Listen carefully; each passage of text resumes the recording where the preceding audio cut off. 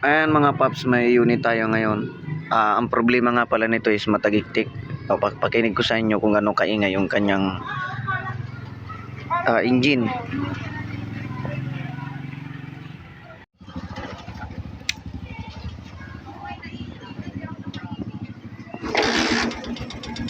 Ayan. Ayan, may maririnig kayo mga paps na tagiktik ko. Ito nga pala ay in-adjust na yung clearance. Sobrang ka-adjust ay umabot na sa loss compress. So ibig sabihin no clearance na. Na loss compress na, ibig sabihin nakalusot na yung hangin.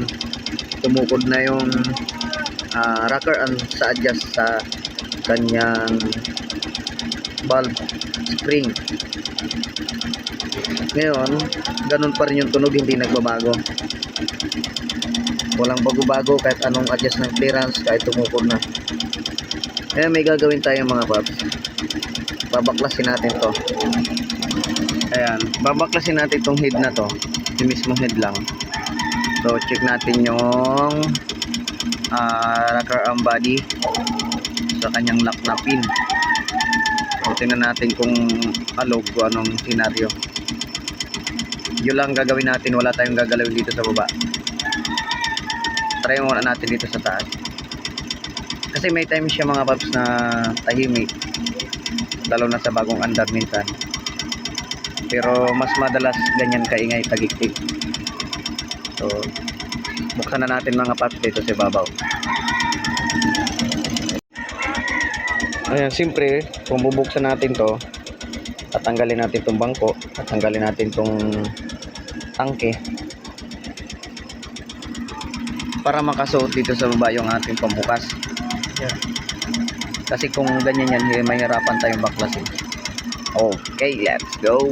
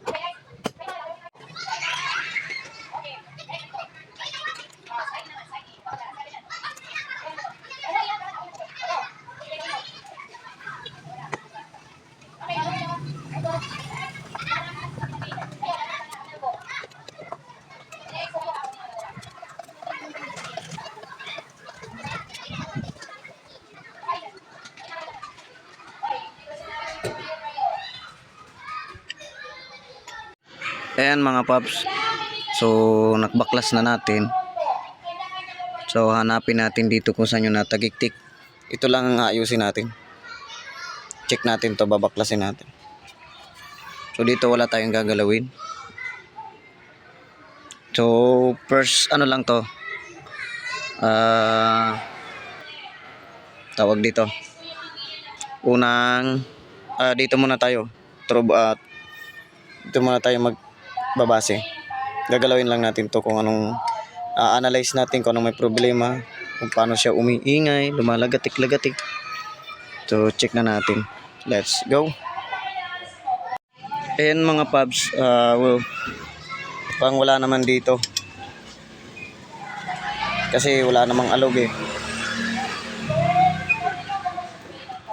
Dito mayroong konting tunog pero pakinig ko sa inyo. Habang umiikot siya, mayroon siyang parang dito sa part ata dito or dyan sa ilalim. Try natin, pakita ko sa inyo. Pakinig. Ayan mga paps, tutuunan lang natin tong camshaft. Ito. Kasi tinanggal natin yung cap assembly rocker arm yan. Tutuunan lang natin to. Try natin i-kick ng kamay lang. May maririnig kayong tagik-tik. Ayun. Parang dito siya sa clutch housing. Ayun. Ayun, nandito, narinig ko na. Nandito sa kabila. Nandito ang tunog. May tik-tik-tik. So, dito sa part dito. Pinangaalamin natin mga paps kung ano yun.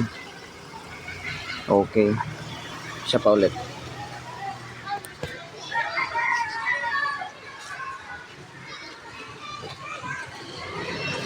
Ayun o.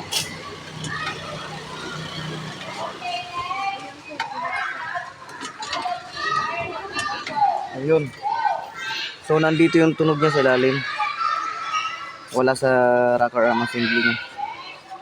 May tunog talaga dito sa ilalim.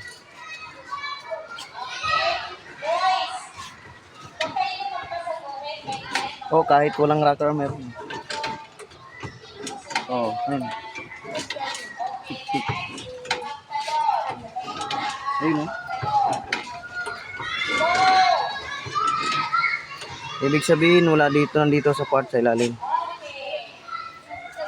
Yung tigik-tik.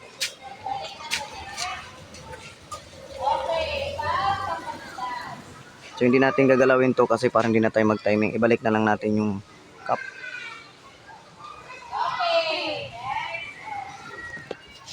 Kasi okay naman siya eh. Hindi naman alog. Kung ito naman sisihin mo, yan. Wala naman damage yung pinagtatamaan. Wala.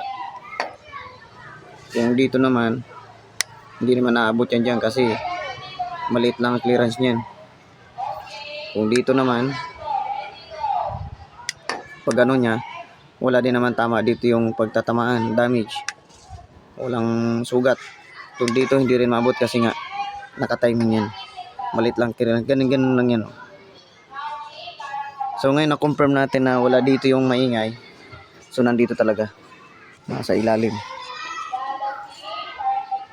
Naririnig naman. So hindi rin siya sa connecting rod. Kasi iba ang malalaman mo kung connecting rod. Ang pakiramdam ng body ng motor mo parang may pinupukpok ng martilyo. Yun yung vibration niya. Pero ito hindi, tagik-tik lang. So nasa loob siya. Wala siya dito. Okay, na-confirm na natin. Nga, ibabalik na lang natin to. Na lahat ang tagik-tik nito ay hiwala sa clearance ng rocker arm kundi nandito na mismo. Ayan, pakinggan nyo ulit mga paps ha. Ano natin. Pakinggan nyo. Ayan, tutuunan ko lang dito sa dulo. Ayun o. Yun, tagik-tik na yun. Tik-tik. Yun.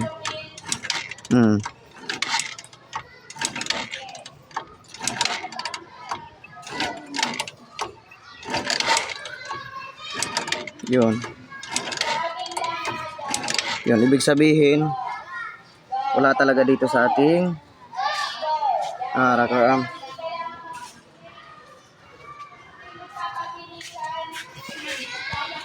Nasa loob na mismo ng makina. Kaya babalik na natin to. Hindi itong may kasalanan. Okay, let's go.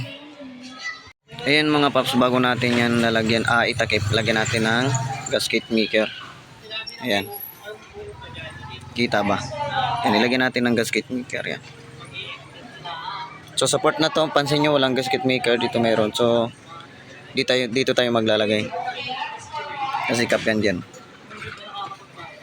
Okay, let's go. Ayan ang mga paps, nakalong play na siya.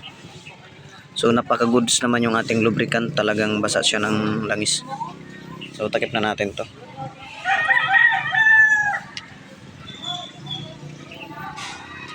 Ayan.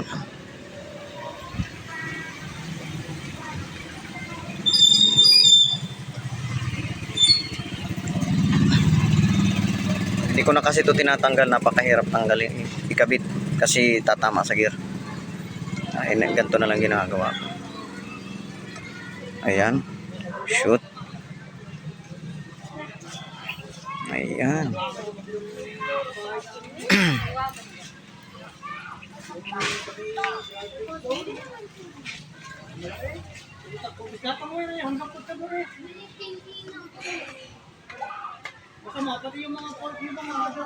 Ayan. Ayan mga pas, mega maker na. Lalagay natin yan dyan. Ayan. Tapos bago natin tornilyo para maipit siya.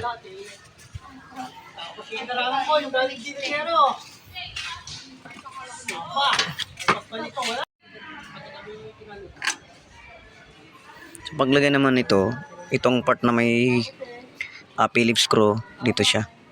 Para sa lock sa pin ng ating rocker arm. So asan yung isa? Dalawa yan, ito isa.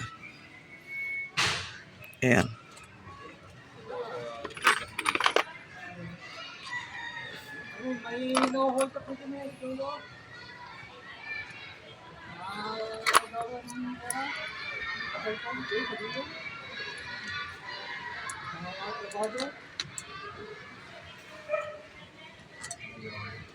Ayan. Ayan, pag gagamit kayo mga paps ng impact wrench, so napaka asilan po ng paggamit ng impact wrench. Ano po, kasi nakasira po ng thread yan. Ang gawin nyo, pakapitin nyo muna. Ayan. Kahit mga half. Basta yung ngipin niya nakakapit na. Goods na yan. Ayan. Pakapitin nyo muna. Kailangan malambot ang kapit kasi pag matigas, sira ang thread yan, pipilitin ng impact wrench yan.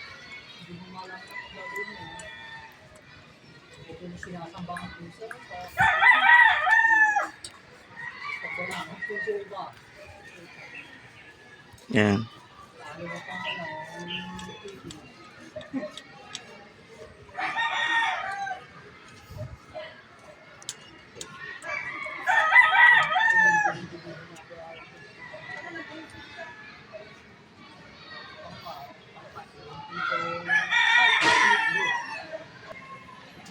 Gamitan na natin yung impact wrench mga paps.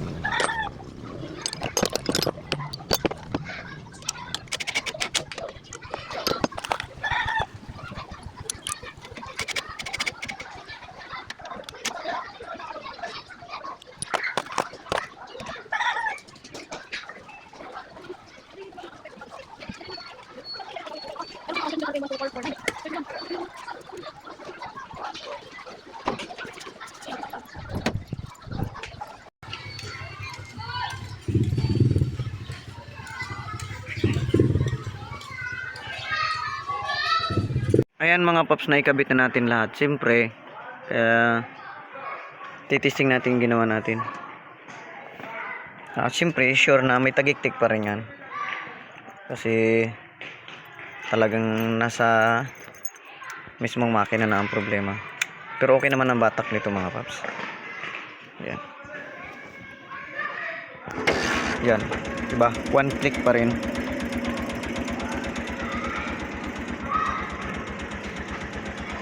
Yan, mayroon pa rin. Ano na talaga siya sa ilalim. Ayan mga paps, so hindi natin nagawa ng paraan kasi nga wala naman talaga dito. Ito lang naman talaga yung project natin ngayon, itong cup na to. So tinis naman natin talagang nandito yung tunog niya sa ilalim, yung mismong tagiktik. So pag may time, bababa natin itong makina na to, babakin natin, check natin kung nasan ba talaga yung tumutunog na yun. So sa ngayon kasi busy pa tayo, may trabaho tayo. So pag may time, babakin na natin yan, papakita ko sa inyo kung ano yung sa part na yun ng nagpe-prevailing na parang tumatama na umaantog-untog. Pero sa part na to hindi to untog talaga, parang tagiktik lang siya, pitik-pitik lang. Ang pagkakaiba po ng, sabi kasi nila, ay ano yan, connecting rod.